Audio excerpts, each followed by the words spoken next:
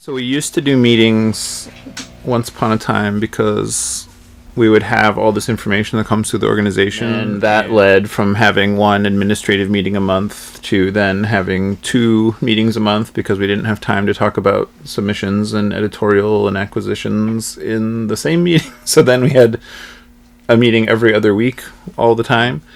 The staff was about the same size as it is now. So it was also very expensive to have that many meetings all the time. And nothing was coming of them. You know, it was just like people over time, when you have a meeting, they just like repeat back what has been said at the previous meeting, and there's no like critical thinking or learning or, you know, it's just resuscitating what people already know.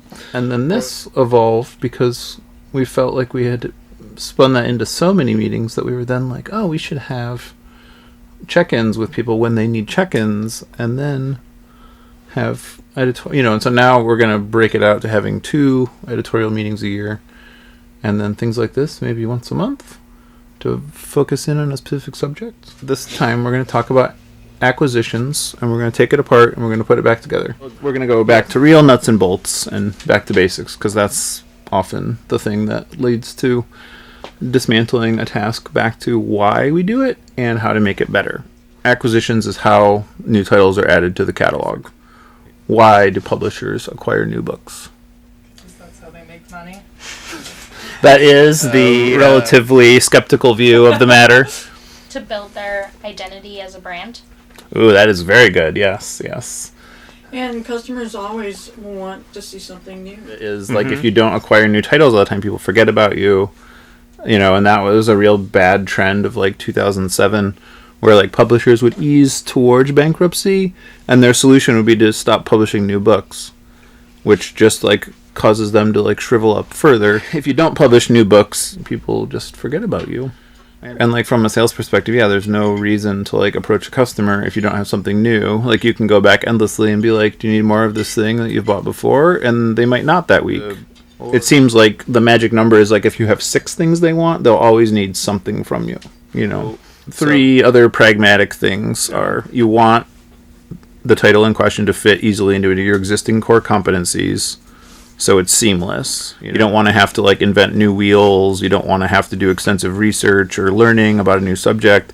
You don't want to have to like get enmeshed in new communities. That's like very time consuming and expensive and confusing. And you know, like that's kind of why publishers get bad reputations, is because they like aren't actually involved in these things, but they're trying to market to these things, you know. So you really want to be like, why are we publishing this book? Like, why? How does this fit into what we already do well? Second reason is it allows better access to stores and audiences that the publisher is interested in interacting with. So if like you wanted to do more outdoor books, you would get like some walking guides and things like that, you know. If you wanted to get into more witchcraft stores, you'd have more of those books. If you wanted to get into record stores, you have more music books, you know. If you want to get into Urban Outfitters, you have photography books, apparently. Like, if you have one really good book, you're probably not going to have a good reason to talk to somebody. You know, you need enough of a critical mass of force. So the more you have in a single category, the more appealing it is, you know. Further, that clarifies the publisher's interest, which is pretty vital, you know. You want people to know what you're all about. Otherwise, why would they know to talk to you? The number one misconception is that publishers are like arbiters of taste, which is just like a dumb misnomer from like MFA programs or something, you know. People think that like if a book is good enough that any publisher would be thrilled to have it, which is like kind of the opposite. You know, it's more about like, does it fit into the catalog, you know? Does it fit into core competency? So, and then the third pragmatic reason is, while a title may not have tremendous potential or sales, it is something that will sell steadily and reliably for years. You know, it's like what you call an evergreen. It may never have a big windfall, but like it's much better to have, you know, like we sell 40 copies of this every month, rain or shine. This being Hot Pants, you know. Do-it-yourself gynecology and herbal remedies. It was also just kind of the closest book at hand.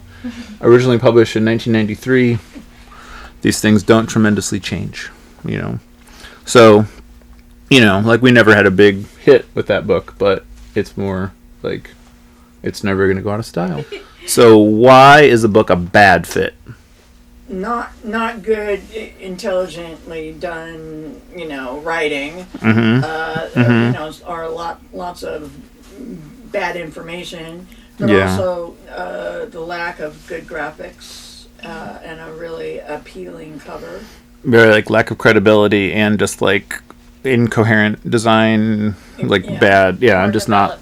Yeah, poor development. Like, you could have the best idea, but if it's poorly developed, then it's actually not the best idea. Right. Even though it could be a really good, important idea. Because no one knows what it is. Or why they care. Or if it's for them. One, like the biggest problem you can have is there's no audience for your book. Meaning like it's too introspective or inaccessible. Like it doesn't do anything for anybody but the author. Or like Jerry and Sydney said, the development is unclear. Or... it's like there's totally like artistic therapeutic value to writing a book but there's no reason to like involve a publisher in the machinations of that book. Like it's not you don't have to like go to market when you like make something for yourself. And I think people forget that. But so number 2, a book is good, but outside of the publisher's core competencies, like you've brought it to the wrong place, that kind of thing. So some examples are like a fictional publisher or a fiction publisher wouldn't publish a travel guide, because they don't have the relationships for that. Or like a romance publisher wouldn't publish like a book of inspirational quotes about dogs, because like, again, people would be very confused when they picked it up alongside their other books. And they're like, why is this anomaly here? The reason we make these brochures that are thematic is like, mental health. It's not like an accident that we published a bunch of mental health books. It was by design, because they go well together. And same thing with like the witchcraft catalog is thematic books that were not just like lackadaisically picked up. It was like, oh, okay, if we have all these books, then we can like have a reason to talk to these accounts. And the same thing with the zines, and we have one for record stores, and we have one for comic shops. And, things like that. It's like if you build it that way, then it like makes sense to your audience, which is almost the most important thing. Is like they have to have a good handle on who you are and what you're about. Even if there's a market for your book, you still need to go to the publisher that is in a position to reach your audience. So, third, the work to research and reach the book's audience can be just too expensive and difficult. Like, we don't have the ability to reach all audiences all the time. And that takes away from core competencies and things that are otherwise successful. So that's difficult. So similarly, a publisher attempting to self-finance extensive growth too quickly fails far more often than it succeeds, which really helps no one, So you have to be sort of methodical in sequence, And unless you have a lot of financing and are going really fast. The market is far too crowded for the book, So, for example, there's hundreds of books about kombucha in print right now. You can buy a book about kombucha at every price from 99 cents to $39.95, and you could probably find like a $150 technical book on kombucha if you really tried. So why is this book about kombucha worth existing? What is different about it? Why wouldn't someone interested in this subject just buy like a more familiar name? Does anybody know what a brand is? It's what you do to keep your cattle from getting stolen. Incorrect. Actually correct, but not what we're looking for. Also the weight and recognition of your name. Yeah. It's like what people associate with you when they think of you. It's the impression. You're striding out in a new direction. You have to be definitive and do it more than once. You have to have a plan in place. So like as we move into like queer erotica, we couldn't just publish one because it would fail. We'd have to have a few on deck, So that is shifting. Like this was I think it was 2013 where I wrote a blog post on your former blog for Ellie Blue Publishing where I said that branding would matter for publishers, more and more small publishers, and that has happened. Joe Stradamus was correct. And this has been the real like revelation in of the year, is that the series matter now for publishers. Like a series from even a really small publisher matters more than the author's brand, because the author used to be the brand that people bought around.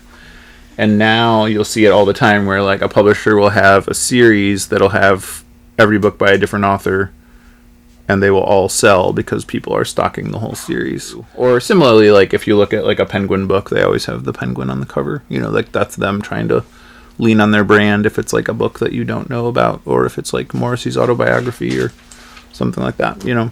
So they want to say like, okay, we're credible because like this is our book, we worked on it, you know. So the crowded market problem is 1,000 times worse in fiction, because you have to establish a very clear niche, such as like pregnant men erotica or feminist bicycle science fiction. And there's people that read every single book in those because that's their thing, you know, and there's not enough of them, you know. So like it's a good thing to get into for now until it's overrun, you know. But when you do general fiction, it kind of kills it because there's so much, and then you're competing with all the big names, and like you're suffering the brand problem again. So if you're going that route, you have to steady your horse for like a really expensive, long, bumpy ride of establishing reputation as consistent and credible in that category. Otherwise, there's no way to do it. So more importantly, Microcosm needs every book to have a strong value proposition with clear and practical emotional payoff for the reader, not just for the author. You know, like the author knows why they wrote the book. But Please Don't Feed the Bears was published, I think we did the originals way long time ago, like 2002. And then we first published this book in 2006 when somebody came into our store and suggested that we get in touch with the author again because he was having a hard time and might enjoy putting a more proper book together.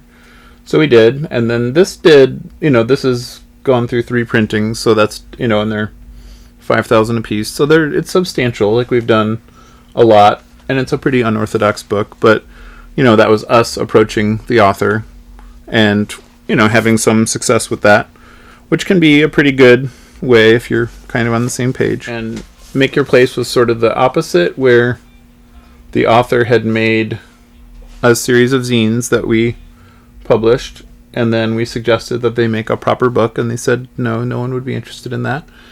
And then we pushed again because they have this nice aesthetic, and then she said that there was a lot of books already and she didn't really want to do it. And then through some prodding, she acquiesced, and then we've sold now 150,000 of these things. So that is kind of a wild thing to have to talk somebody into. So this book, The Practical Witch's Almanac, Jerry pitched the author to purchase from us for her store, and then she came back and said, I've been self-publishing this almanac for all these years.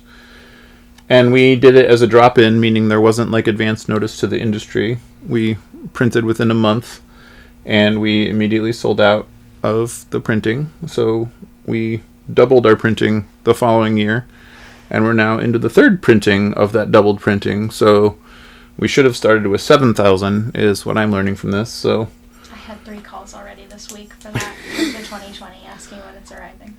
Whoa. Yeah. And we have the 2021 on deck, so you learn a little bit each time. Wild Fermentation, the author, before he had any credibility, he sent us a letter in 2001 sheepishly asking us to publish this. And we did, and it was sort of a sleeper, you know, evergreen but slow, until 2010 when we found that we were selling tens of thousands of these. And we tried to figure out why, because nobody tells you when your author gets famous is kind of the weird part. You know, we did a new edition because we were like, okay, people clearly want this thing. And then we made the fancier version that's, you know, because the problem is this is $6.95, so it's not, you know, it's not the best way to make use of the content. And, you know, he's done a number of books since this, so it's a little harder to, you know, he's not going to come back to doing a new book, but, you know, keeping this selling perpetually is a really healthy thing for everybody. And then similarly, the author of Walking with Ramona came up to us at the PNBA show in, I think it was in Tacoma that year, and which is the regional booksellers show, and she had done books with Timber Press. And she said, "Oh, I have this Walking with Ramona. It's really simple. It's pretty done. Like, would you be interested? Beverly Cleary turns 100 in a few months." And we said, "Yeah, that makes sense. That seems pretty easy. Slam dunk." And then, you know, similar story. Like, we sold out of the first one immediately. And then we did a new edition last year, I believe it was. Maybe the year before. Last year. I lose track. Me too. The years go fast. Yeah. And so this is kind of the thing where it's like, you know, when you like have your ears and eyes open and people come up to you and they see what you're about, they pitch relevant projects to you. The classic example of Unfuck Your Brain is similar. She cold pitched us on our website, said that she was coming to Portland. We agreed to meet with her. You know, it was clear she had the credentials and she had a unique set of opinions and voice. And so it worked well. And this is going to outsell Make Your Place with time. So probably within the next year. So, and then she's done many more books with us as part of it. So it's kind of about like answering the phone, keeping your receptors open, and like being open and knowing when to say yes and no, you know, and when to like redirect a person that is close but a little bit off. But so how do we take submissions? Anyone want to field that? On the website. Mm-hmm. So we ask people to fill out a little form and send us a 5-second explanation of what the strong value proposition is, what are the clear practical and emotional payoffs for the reader, how is their book different and distinguished from existing works already in print, why they want to write the book. That's a new one, which has helped because then you can like weed out people that are all about, you know, where we'll get back to the ego in a little bit. But if they're in it for money or for ego, they're more or less not going to get either of those things out of it, you know. However, if they approach it in the ways like Dr. Faith or Raleigh Briggs, then they're more likely, oddly, to get those things out of it. But so we added that as a screener question, and then we also asked them to add 3 similar books that we've already published to their own, because that also, it helped, like we want them to have some familiarity with at least like what we're about, if not our existing books. And, you know, that actually does seem to do what it's supposed to do. So why do we do these things? Rather than... They're serious. Yeah. Mm-hmm. And rather than like most places, they just have them shovel manuscripts at them. You know, why do we do it this way instead? Because slush piles are just a stereotype. Why not have it just not exist at all? But who's going to fund the recycling industry? Also, they define themselves for you. You can see the definition a lot better than if they don't say those things. Yeah. So it helps them define themselves to themselves. And reading unedited books is not terribly fun either. Yeah, it's a time waster.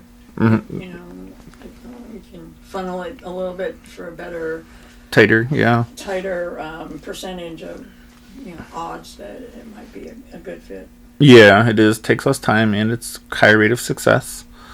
So you want the author to learn to think about their own work in the way that they must if they're going to succeed. Like, they have to think about the other books on the shelf, or they're not going to write with them in mind. And you want them to research, and you want them to know what is in print, and you want them to understand how their book is different, because that will inform how they write their book. You know, and that really, really helps the book to be worth reading, because nothing is worse than somebody writing a book like no book on the subject has ever existed before, because they just have to right back to the drawing board. But that is how most authors approach it, you know, oddly enough. You know, you really want them to demonstrate that they can work with you, be a team player, follow directions, read instructions. And, you know, so publishing is all costs and consequences. So it's like, when we publish a book, that costs us an average of about $20,000 before we start even to think about author royalties. And so we have to be, and also notable, our average profit margin is 3.01%. So that's a lot of cost to not a lot of reward. So we have to be very careful about what we do. So we can only publish so many books every year, or we just stall out and can't do the proper amount of work for each one. So if an author is not willing to do the work, or their ego or anxiety makes them too difficult to work with, the costs on morale and burnout on the staff is just not worth any amount of sales. You have to preserve all of the resources. So think of it as like an x-axis that is ego and a y-axis that is anxiety. And if they have too little of either one or both, they're going to fail. If they have too much of either one or both, they're going to fail. So you want them kind of healthfully in the middle, where they're like, they care to succeed, but they're not crippled by their anxiety, and they want to be in the public sphere, so they have enough of an ego, but not too much ego to like. You want them to understand that what they do does matter. And so there are ramifications of their actions, because nothing is worse than like an author that is so pompous that they don't understand when they're not being helpful, or just has no investment in the outcome. Like both of them are sort of have the same result. So once it's established that somebody is a good fit, we research their credentials, we look into their credibility, we look into their platform, we look at their existing work, even if that's just like their blog or, wherever they're writing about the thing. And we ask them to submit whatever sample they have. If they insist that their book is finished, we explain that, we will perform a thorough developmental and structural edit. In the 24-year history of Microcosm, we have received exactly one book that was delivered finished, and it was The Prodigal Rogerson. And I think it was just because the author had shopped it to so many places for years before we published it. And I think we found maybe 2 typos. Like he maybe is used to being places where there isn't a good amount of editing publishing his work. So he knows that if you put in the time, you'll get a lot out of that. And, he's not in it for the ego or the money. He has a job where he makes his money. And so in the much more likely event that the book is unfinished and more of an idea than a book, we ask the author to create an outline. So intro, chapters, conclusion, and then to write a paragraph describing each chapter. So it would look at stating the main knowledge and skills the reader will take from that chapter, to why it's included in the book, basically. And give us a little color about what sort of research, science, details, and examples the book touches on to sort of see where they're coming from. And then gradually this frame becomes the hierarchy of information to show how the book progressively builds on itself.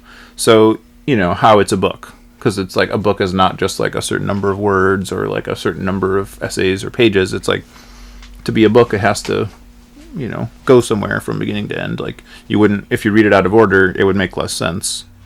These frame paragraphs typically become the intro to each chapter, if they're done well. And for just about any author, that's the perfect way to begin the writing process, because then you're looking at why you're including things, what you're including, where it's taking you. So when we accept the book that doesn't meet these criteria, or as often happens, the author submits a manuscript that doesn't match what we agreed upon, and we publish it anyway, the result is we have a lot of boxes that hold down the floor because they can't connect with readers. People don't understand it. It doesn't fit our core competencies. We've stretched too far beyond what we're good at, and it harms our ability to keep publishing. So, slowly we can try and expand those things and build relationships to grow sustainably without as much risk. But when we try to do this too fast, like we published this book, Amika's World, and we're kind of got met, and it's a really cool book. It's not that it's a bad book, it's just that we are the wrong publisher for a nature book like this. So our fans and our account buyers weren't, going bananas for it. I wish I could make a Rhea pun, but... Can you open it so that people know what its style is? Yeah, that's a good idea. So it's all about the first Jane Goodall fellow and his pet giant bird that is now bigger than he is. It's a mini coffee table book.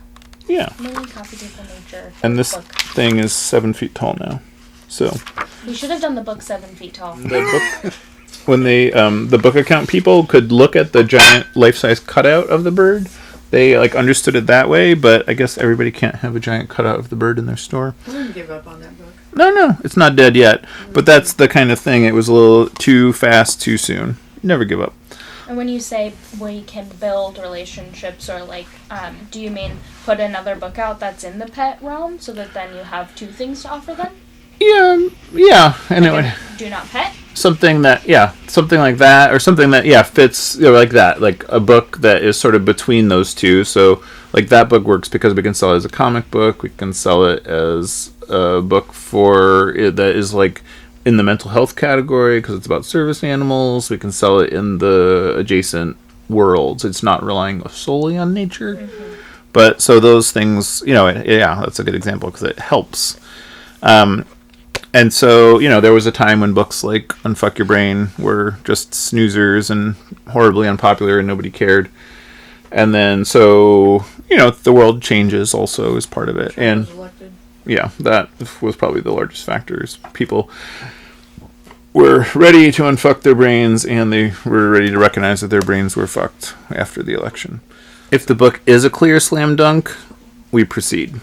If we need an expert's perspective, we discuss it in an email chain with our editors, our marketing people, our salespeople, basically like whoever would approach the kind of accounts that would be handling the book, publicity, whomever has those relationships. What are the kind of people that are interested in this subject, interested in reading about, And sometimes you have to go outside of your group and go to friends or people that read those kinds of books and say, what do you want? Like, what is the thing that is not completely saturated? Because, nothing strikes more insincere than like throwing another book at a group that does not want another book or does not need another book. You gave an example about why would a bookstore, literary bookstore, why would they sell a guy? And my approach to, and the way I see it is melding the different characteristics of what the market is. Mm-hmm. For instance, a book on where Lord Byron slept. Yeah. Oh, yeah. That's a good crossover. Wrote a picture, or where this happened, or whatever that has to do with literary whatever. Right, because it hits both audiences. A marriage. Yeah, a crossover. A crossover that would work. Autumn. Yeah. Can I say, who does the Nick Cave book? And the Morrissey book, and hopefully that Ramones book is coming out. And Metallica. Those are great books, but I could see a marriage of her because recently she's been talking. I've seen these cards she's done of rock stars. Yep, astrology. Amazing. Yeah, we're gonna do that one too. We're doing it. You are going to do that. Mm-hmm. See, that would be a perfect marriage, of her beautiful graphic style. And if she made a major arcana card deck, right, with interesting interpretations, whatever that are like legitimate kind of thing. Yeah. I mean, we could sell.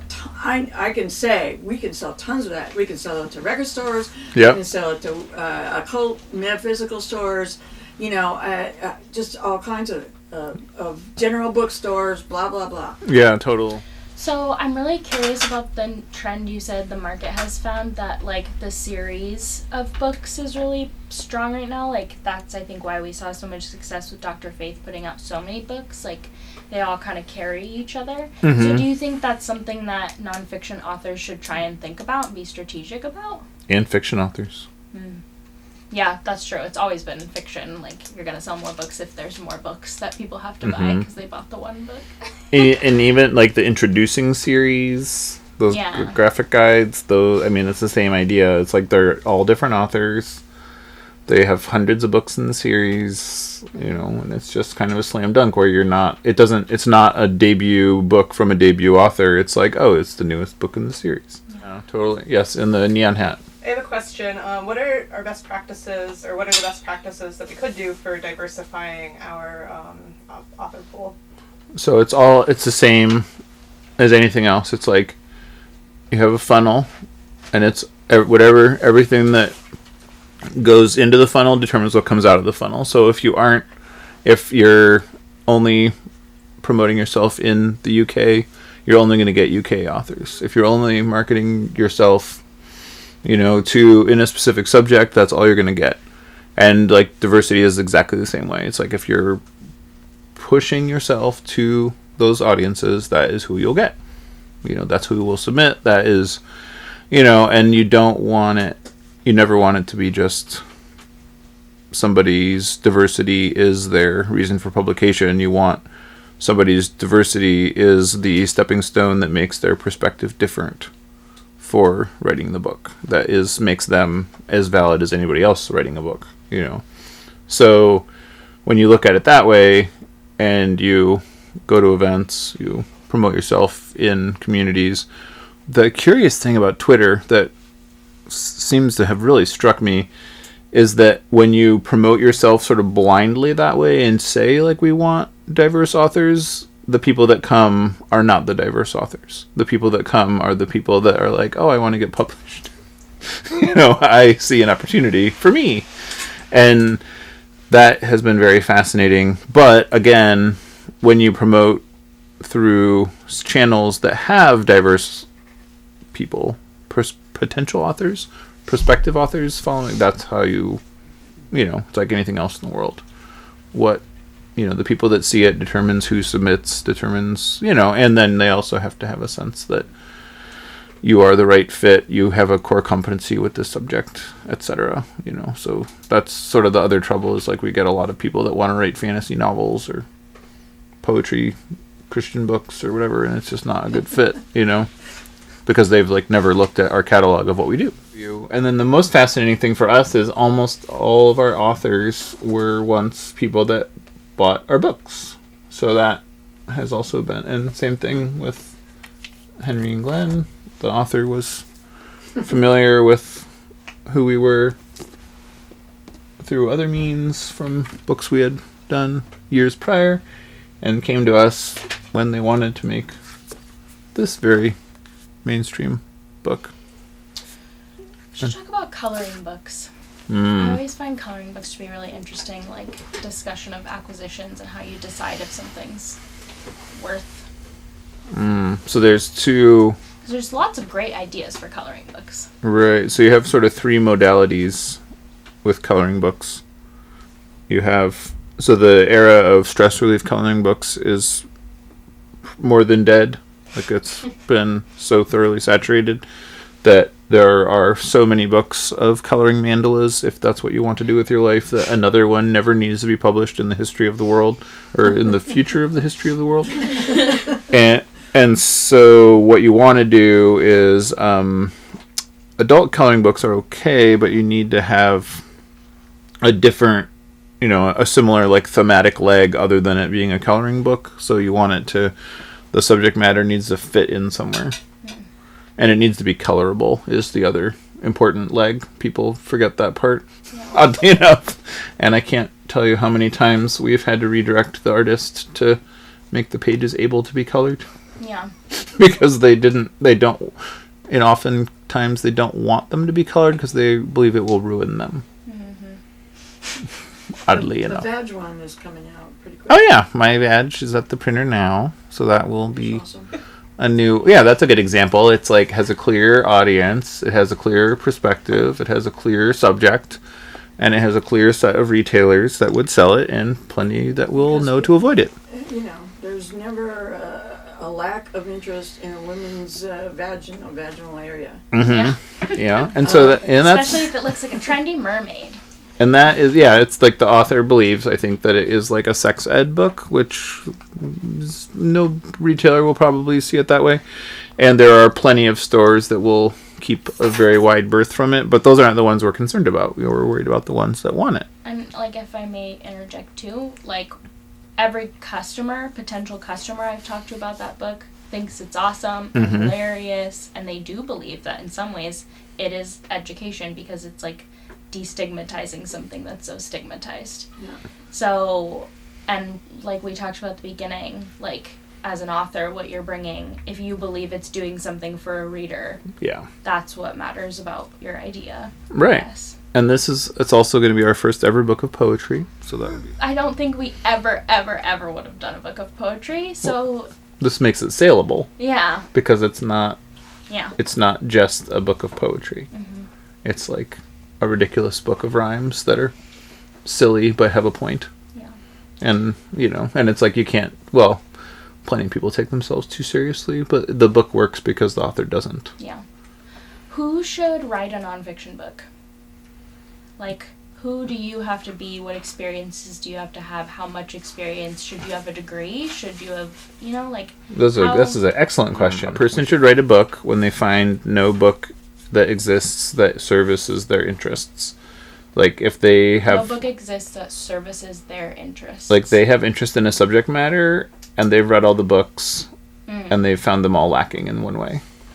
And I feel like, because then they'll have the passion to put in the time, they'll have the perspective to know what it needs to say, they'll have the, their motivations are pure, and they will probably be very successful because there will be other people like them that want that book.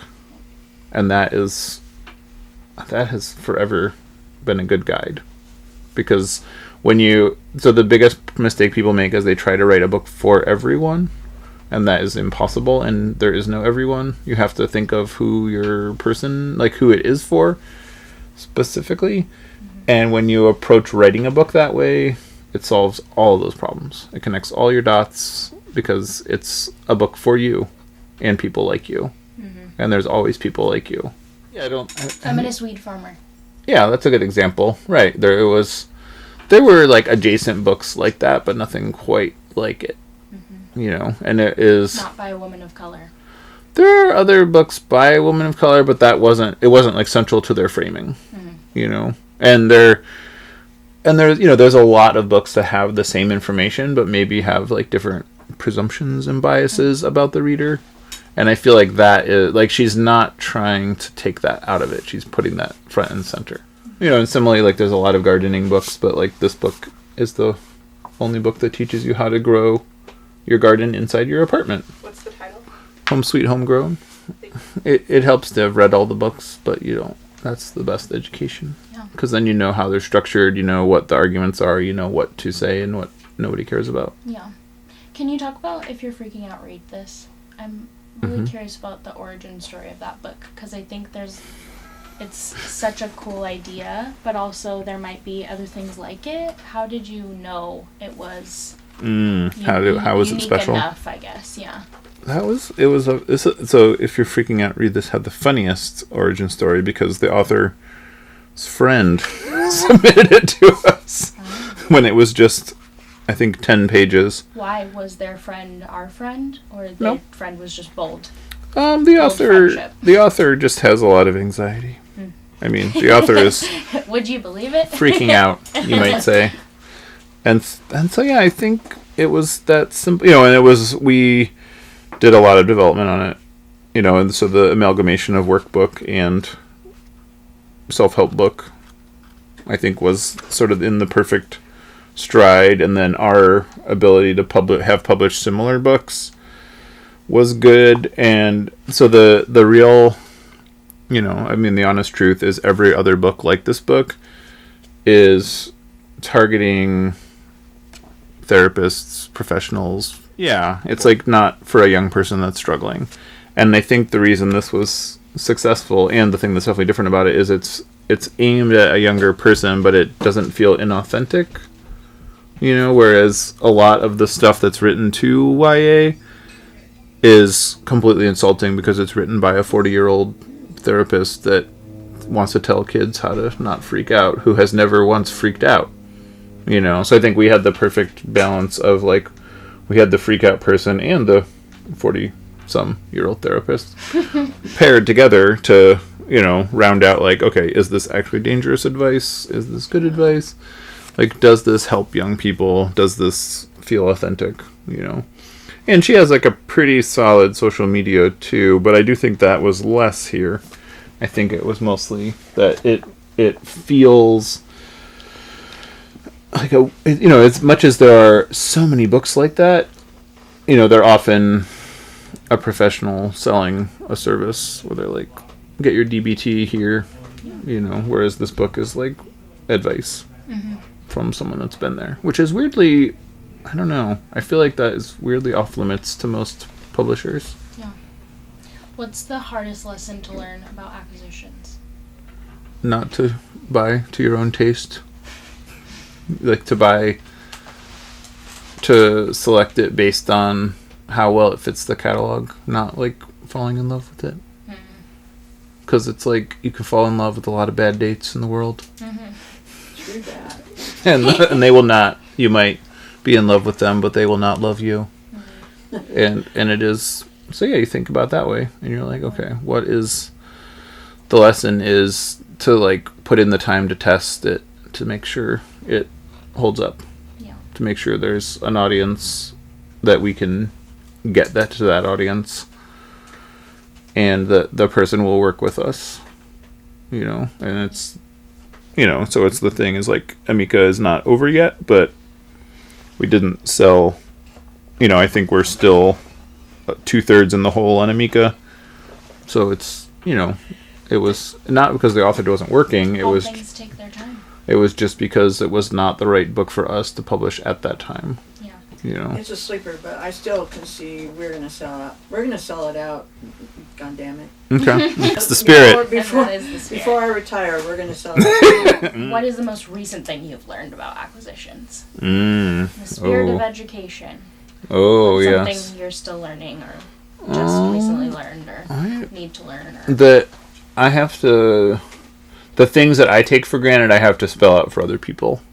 Because it's like I feel like I've said something so many times, but I maybe haven't said it in a way that resonates or is heard or, so even if it's just like, whether that's like to an author or to our own staff or to the public or whatever, it's like, to me, there is like such a clear set of parameters for what makes something successful. But if somebody doesn't understand that, or we don't have like good documentation or, then they might not understand why something succeeded or failed, or like we haven't communicated enough about it internally, because it's oftentimes people see what they want to see, or, me and myself too. Thank you. Thanks so much for joining us once again on A People's Guide to Publishing, the podcast. I am your host, Joe Beal, the Autistic Publisher. I'm Ellie Blue, the editor who doesn't pay attention to commas. And please send us your questions so we can answer them on future episodes. And please do give us those reviews on iTunes and everywhere else that podcasts are reviewed. 5 stars, if you please. And have a wonderful week. Thank you. You can find us on the internet at microcosmpublishing.com or microcosm.pub if you want to keep it short and simple. You can also find us on Twitter at Microcosm, on Facebook at Microcosm Publishing, on Instagram at microcosm_pub, and here in Portland on North Williams Avenue. Thank you so much.